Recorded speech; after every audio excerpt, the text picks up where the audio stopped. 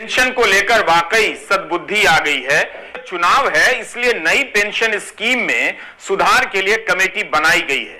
केंद्र सरकार ने वित्त सचिव टीवी सोमनाथन की अध्यक्षता में यह कमेटी बनाई है।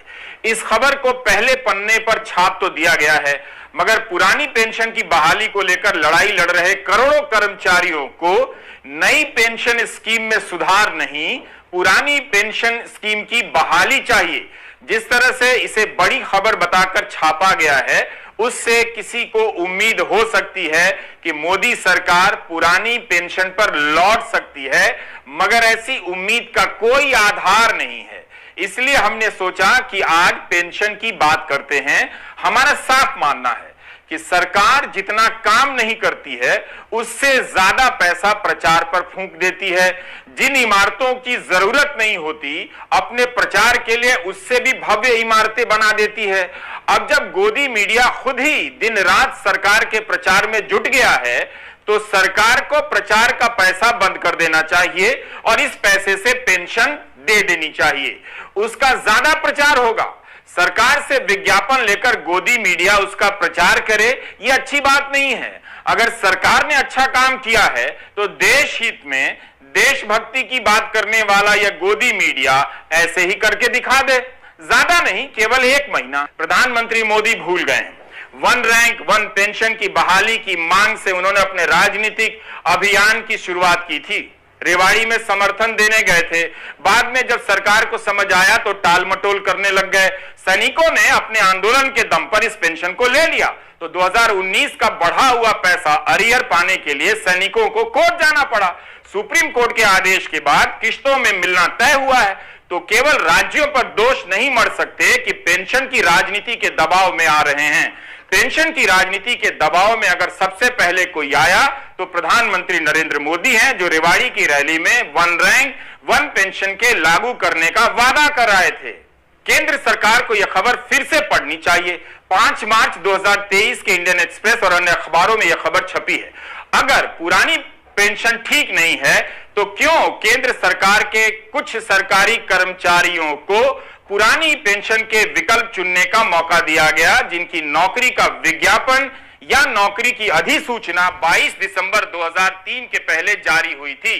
अब उन्हें पुरानी पेंशन में शिफ्ट होने का विकल्प क्यों दिया गया?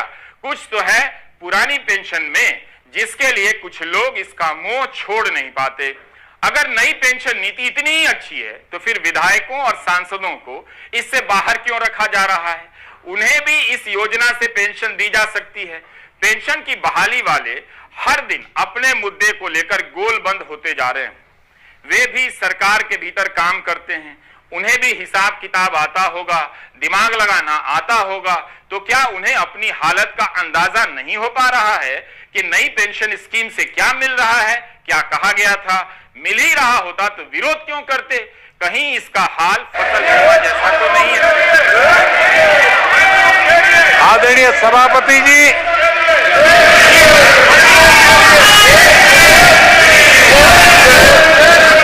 जिन लोगों का अवसर नहीं दिया वो उनकी पार्टी की जिम्मेवारी है।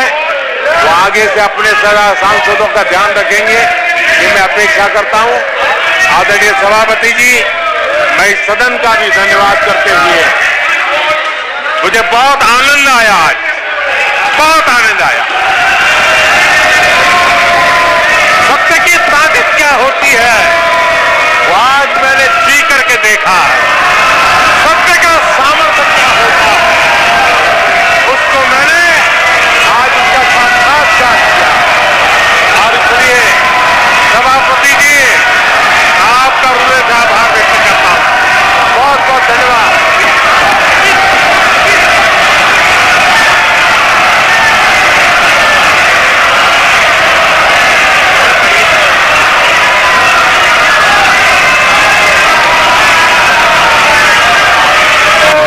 आदरणीय सभापति जी, ये ऐसा कालखंड है जब दुनिया भारत की प्रगति को बहुत गंभीरता से ले रही है, हर बारीकी को नोटिस कर रही है। आदरणीय सभापति जी, अब चुनाव हो चुके हैं, 140 करोड़ देशवासियों ने 5 साल के लिए अपना निर्णय जनादेश दे दिया। आवश्यक है कि विकसित भारत के निर्माण के लिए इस संकल्प को सिद्धि में बदलने के लिए इस सदन के सभी माननीय सदस्यों का योगदान होना चाहिए। मैं उन सबको निमंत्रित करता हूं कि विकसित भारत के संकल्प को पूर्ण करने के लिए आप भी जिम्मेवारी के साथ आगे आइए। देश हित के विषय पर हम साथ चले, मिलकर के चले और देशवासियों की आशा आकांक्षाओं को पूरा करने में हम कोई कमी न रहने दें। आदरणीय सभापति जी, पॉजिटिव राजनीति भारत के इस कालखंड में बहुत आवश्यक है और मैं हमारे साथी पक्षों को भी कहना चाहूंगा, इंडी गठबंधन के पक्ष के लोगों को कहना चाहूंगा कि आप आइए मैदान में, गुड गवर्नेंस में स्पर्धा करें। जहां जहां आपकी सरकारें हैं वो एनडीए की सरकारों के साथ गुड गवर्नेंस में स्पर्धा करें, डिलीवरी में स्पर्धा करें, लोगों की आकांक्षा पूरी करने में स्पर्धा करें। देश का भला होगा, आपका भी भला होगा। आदरणीय सभापति जी, आप अच्छे कामों के लिए एनडीए के साथ स्पर्धा करें। आप रिफॉर्म्स के मामले में हिम्मत करें। जहां जहां आपकी सरकारें हैं वो रिफॉर्म से कदम बढ़ाएं और वो विदेशी निवेश को आकर्षित करें। अपने अपने राज्यों में विदेशी निवेश ज्यादा आए, इसके लिए प्रयास करें। उनको ये अवसर है, उनके पास राज्यों में कुछ सरकारें हैं और इसके लिए वो भाजपा की सरकारों से स्पर्धा करें, एनडीए की सरकारों से स्पर्धा करें, सकारात्मक स्पर्धा करें। जिन लोगों को जहां सेवा करने का मौका मिला है वहां पे वे रोजगार के लिए स्पर्धा करें। कौन सरकार ज्यादा रोजगार देती है उस स्पर्धा के लिए मैदान में आए, एक तंदुरुस्त स्पर्धा हो। साथ ही आदरणीय सभापति जी, हमारे यहां भी कहा है कि गहना कर्मणो गति ही, गहना कर्मणो गति है, यानी कर्म की गति गहन है। इसलिए आक्षेप, झूठ, फरेब, डिबेट ऐसी जीतने के बजाय कर्म से, कुशलता से, समर्पण भाव से, सेवा भाव से जरा लोगों के दिल जीतने के लिए कोशिश होनी चाहिए। आदरणीय सभापति जी, मैंने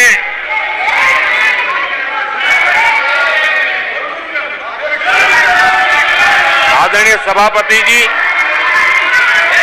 इस समय चर्चा के बीच अभी मुझे एक दुखद खबर भी दी गई है। यूपी के हाथरस में जो भगदड़ हुई उसमें अनेकों लोगों की दुखद मृत्यु होने की जानकारी आ रही है। जिन लोगों की इस हादसे में जान गई है, मैं उनके प्रति अपनी संवेदना व्यक्त करता हूं। मैं सभी घायलों के जल्द से जल्द ठीक होने की कामना करता हूं। राज्य सरकार की देखरेख में प्रशासन राहत और बचाव कार्य में जुटा हुआ है। केंद्र सरकार के वरिष्ठ उत्तर प्रदेश सरकार के लगातार संपर्क में है।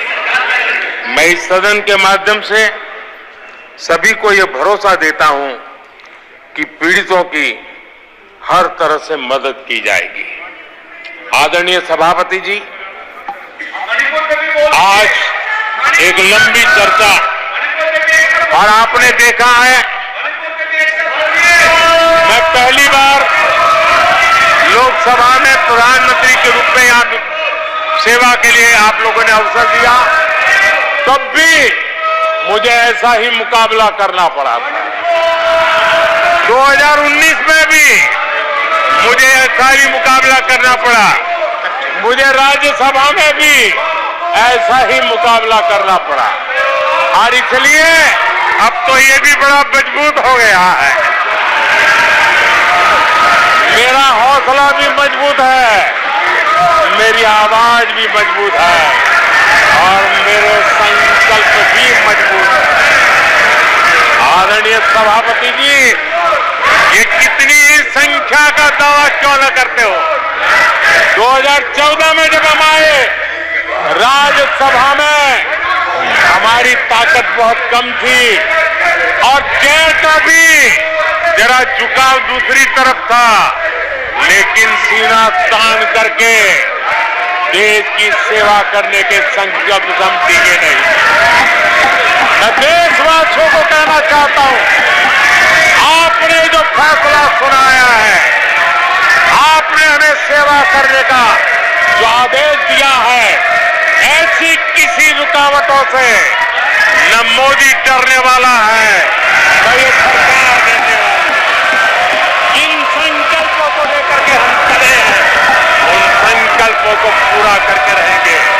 आदरणीय सभापति जी, जो नए सांसद चुन के आए हैं, उनको मैं विशेष रूप से शुभकामनाएं देता हूं। आदरणीय सभापति जी, मैं मानता हूं कि बहुत कुछ सीखेंगे, समझेंगे और देश की लोगों की नजरों से गिरते हुए बचने का प्रयास भी करेंगे। इसलिए मैं उनको भी परमात्मा कुछ सद्बुद्धि दे, बालक बुद्धि को भी सद्बुद्धि दे, इस अपेक्षा के साथ आदरणीय राष्ट्रपति महोदया का जो उद्बोधन है उसके प्रति हृदय से आभार व्यक्त करता हूं। और आपको भी अध्यक्ष जी, आपने मुझे समय दिया, विस्तार से मुझे बात बताने का मौका दिया और किसी का कोलाहल सत्य की आवाज को दबा नहीं सकता। सत्य ऐसे प्रयासों के भी दबता नहीं है और झूठ को कोई जड़ें नहीं होती है। सेना की हर आवश्यकता में इन्होंने देश आजाद हुआ तब से भ्रष्टाचार की परंपरा बनाई। जीप घोटाला हो, पनडुब्बी घोटाला हो, बॉफोर्स घोटाला हो, इन सारे घोटालों ने देश की सेना की ताकत को बढ़ने से रोका है। वो भी एक वक्त था आदरणीय सभापति जी, कांग्रेस के जमाने में हमारी सेनाओं के पास बुलेट प्रूफ जैकेट भी नहीं हुआ करते थे।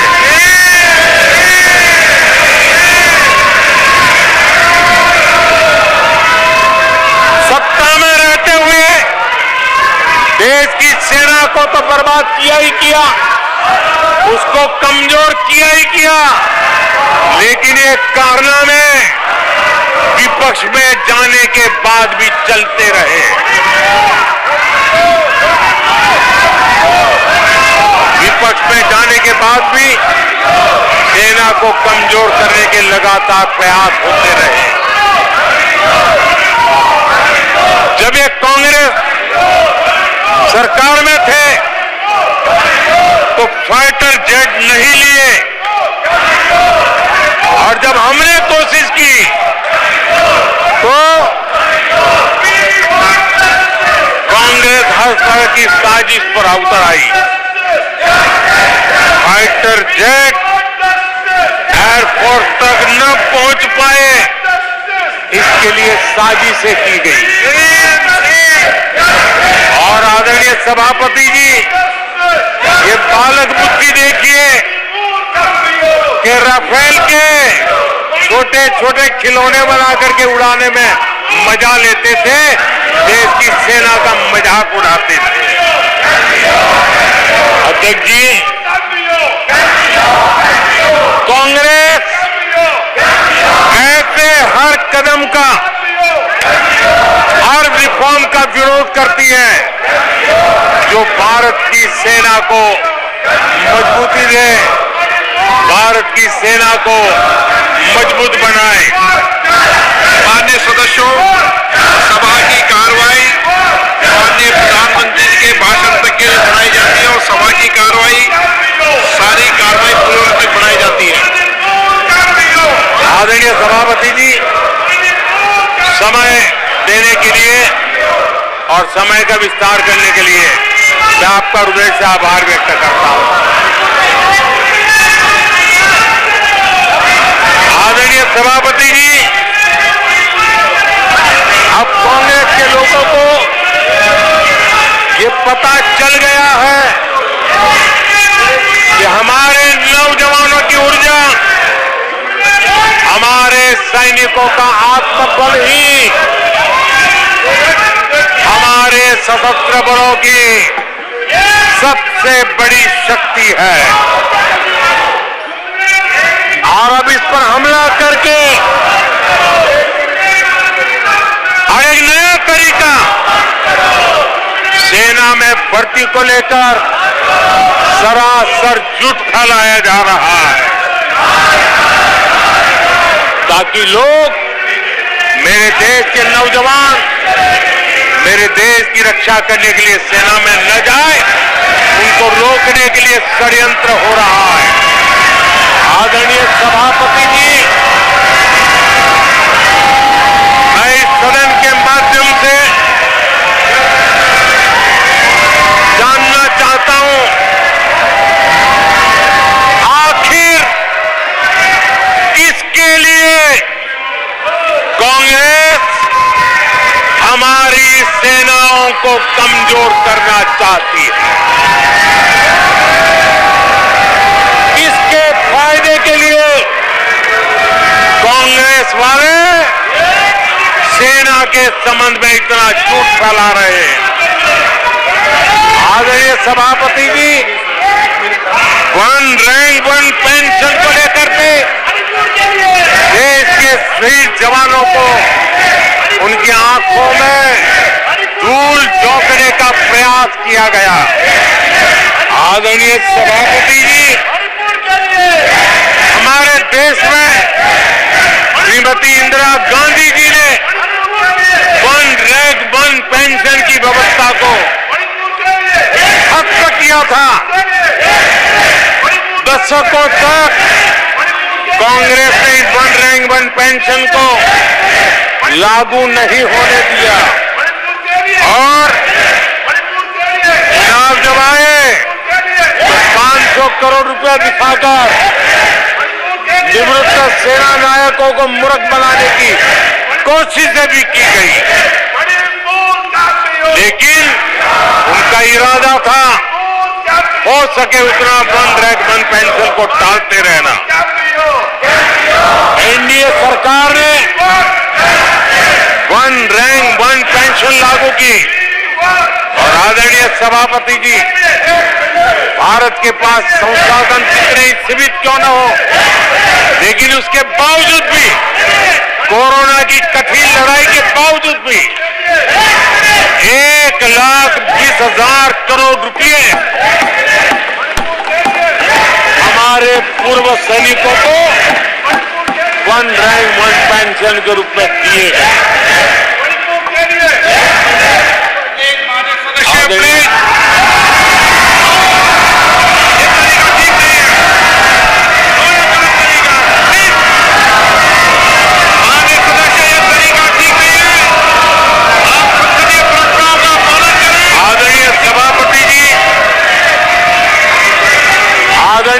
राष्ट्रपति महोदय ने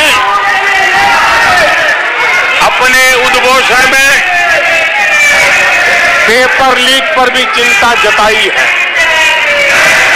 मैं भी देश के हर विद्यार्थी को, देश के हर नौजवानों को कहूंगा कि सरकार ऐसी घटनाओं को रोकने के लिए अत्यंत गंभीर है और युद्ध स्तर पर हम अपनी जिम्मेवारियों को पूरा करने के लिए एक के बाद एक कदम उठा रहे हैं। युवाओं के भविष्य के साथ खिलवाड़ करने वालों को कतई छोड़ा नहीं जाएगा। नीट के मामले में पूरे देश में लगातार गिरफ्तारियां की जा रही है। केंद्र सरकार पहले ही एक कड़ा कानून बना चुकी है। परीक्षा कराने वाले पूरे सिस्टम को पुख्ता करने के लिए जरूरी कदम उठाए जा रहे हैं। आदरणीय सभापति जी, एनडीए सरकार ने बीते 10 वर्षों में विकास को अपना सबसे बड़ा संकल्प बनाया है। आज हमारे सामने भारत को दुनिया की तीसरी सबसे बड़ी इकोनॉमी बनाने का संकल्प है। आज हमारे सामने आजादी के इतने सालों के बाद पीने का शुद्ध पानी पहुंचाने के लिए हर जल पहुंचाने का हमारा संकल्प है। आदरणीय सभापति जी, हर गरीब को आवास देना ये हमारा संकल्प है। आदरणीय सभापति जी, भारत की विश्व में जैसे जैसे ताकत उभर रही है, हमारी सेनाओं को भी आत्मनिर्भर बनाने का हमारा दृढ़ संकल्प है। आदरणीय सभापति जी, ये युग हरित युग है, ये युग ग्रीन एरा है और इसलिए दुनिया जो ग्लोबल वार्मिंग से लड़ाई लड़ रही है, उसको एक बहुत बड़ी ताकत देने का काम भारत ने बीड़ा उठाया है। हमने रिन्यूएबल एनर्जी का भारत पावर हाउस बने, उस दिशा में एक के बाद एक कदम उठाए हैं और उसको अचीव करने का हमारा संकल्प है। आदरणीय सभापति जी, भविष्य ग्रीन हाइड्रोजन से जुड़ा है, ई व्हीकल से जुड़ा हुआ है। भारत को ग्रीन हाइड्रोजन का हब बनाने के लिए भी हम पूरी तरह संकल्पबद्ध है।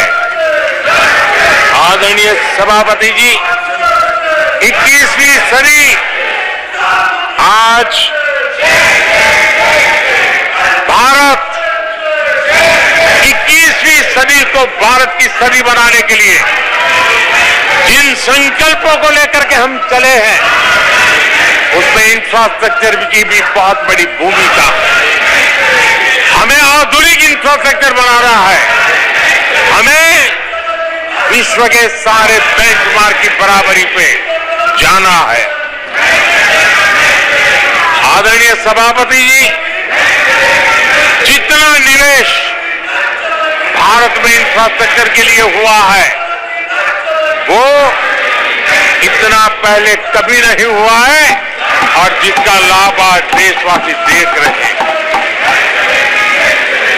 देश में बहुत बड़े पैमाने पर रोजगार और स्वरोजगार के अवसर बन रहे हैं, उसको विस्तार हो, उसको एक नए रूप रंग मिले, आधुनिक भारत की आवश्यकताओं के अनुसार स्किल डेवलपमेंट हो और उसके आधार पर इंडस्ट्री 4.0 में भी भारत लीडर के रूप में उभरे और हमारे नौजवानों का भविष्य भी संवरे, उस दिशा में हम काम कर रहे हैं।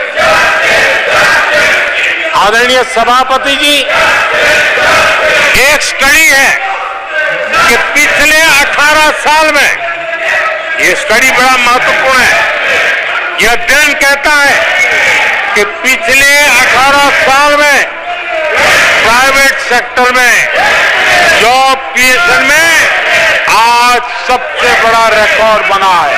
18 साल में सबसे बड़ा रिकॉर्ड बना है। आदरणीय सभापति जी, आज भारत डिजिटल पेमेंट सिस्टम पूरी दुनिया में एक उदाहरण बना है। विश्व के लोग, मैं G20 समूह में जब भी गया, भारत की डिजिटल इंडिया मूवमेंट को लेकर के, डिजिटल पेमेंट को लेकर के विश्व के समृद्ध देशों को भी अचरज होता है और बड़ी जिज्ञासा के साथ हमें सवाल पूछते हैं। ये भारत की सफलता की बहुत बड़ी कहानी है। माननीय सदस्य प्लीज, ये तरीका ठीक नहीं है। आदरणीय सभापति जी, जैसे जैसे भारत आगे बढ़ रहा है, स्वाभाविक है प्रतिस्पर्धा भी बढ़ रही है और चुनौतियां भी बढ़ रही है। जिन्हें भारत की प्रगति से दिक्कत है, जो भारत की प्रगति को चुनौती के रूप में देखते हैं, वो गलत हथकंडे भी अपना रहे हैं।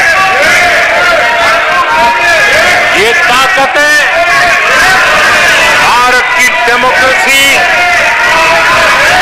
डेमोग्राफी और डायवर्सिटी पर हमला कर रही है और ये चिंता सिर्फ मेरी नहीं है, ये चिंता सिर्फ सरकार की नहीं है, ये चिंता सिर्फ ट्रेजरी बैंक की नहीं है। आदरणीय सभापति जी, देश की जनता और माननीय सुप्रीम कोर्ट तक सबको इन बातों से चिंतित है।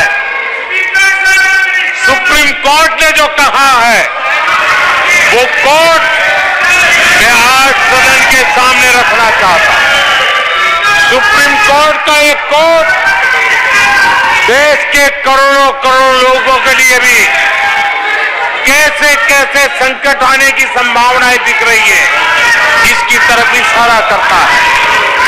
आदरणीय सभापति जी, सुप्रीम कोर्ट ने अपने जजमेंट में बड़ी गंभीरता पूर्वक कहा है और मैं कोट पढ़ता हूं, ऐसा लगता है इस महान देश की प्रगति पर, ऐसा लगता है इस महान देश की प्रगति पर संदेह प्रकट करने, उसे कम करने और हर संभव मोर्चे पर उसे कमजोर करने का एक ठोस प्रयास किया जा रहा है। ये सुप्रीम कोर्ट की बात पढ़ रहा हूं। सुप्रीम कोर्ट आगे कह रही है, इस तरह के किसी भी प्रयत्न या प्रयास को आरंभ में ही रोक दिया जाना चाहिए। देश की सुप्रीम कोर्ट का एक कोर्ट है। आदरणीय सभापति जी, सुप्रीम कोर्ट ने जो भावना व्यक्त की है, इस पर हम यहां वाले या वहां वाले, सदन में है उन्होंने, सदन के बाहर उन्होंने, सबको गंभीरता से विचार करने की आवश्यकता है। आदरणीय सभापति जी, भारत में भी कुछ लोग हैं जो ऐसी ताकतों की मदद कर रहे हैं। देशवासियों को ऐसी ताकतों से सतर्क रहने की जरूरत है।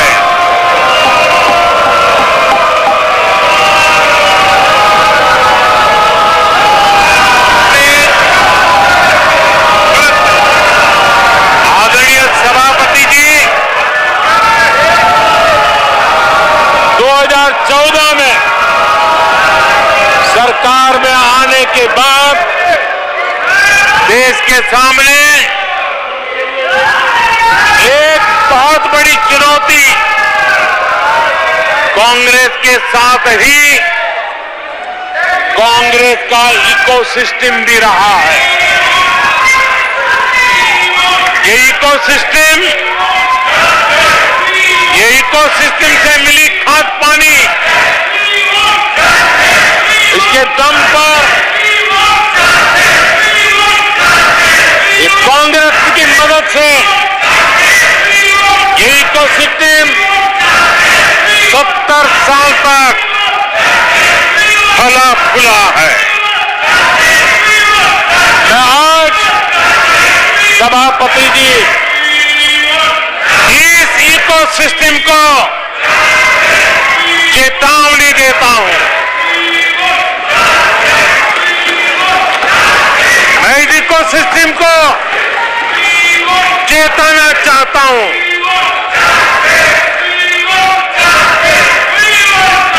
इकोसिस्टम की जो हरकतें इस तरह इकोसिस्टम ने ठान लिया है कि देश की विकास यात्रा को रोक देंगे, देश की प्रगति को डिरेल कर देंगे। मैं आज इकोसिस्टम को बता देना चाहता हूं, उसकी हर साजिश का जवाब अब उसी की भाषा में मिलेगा।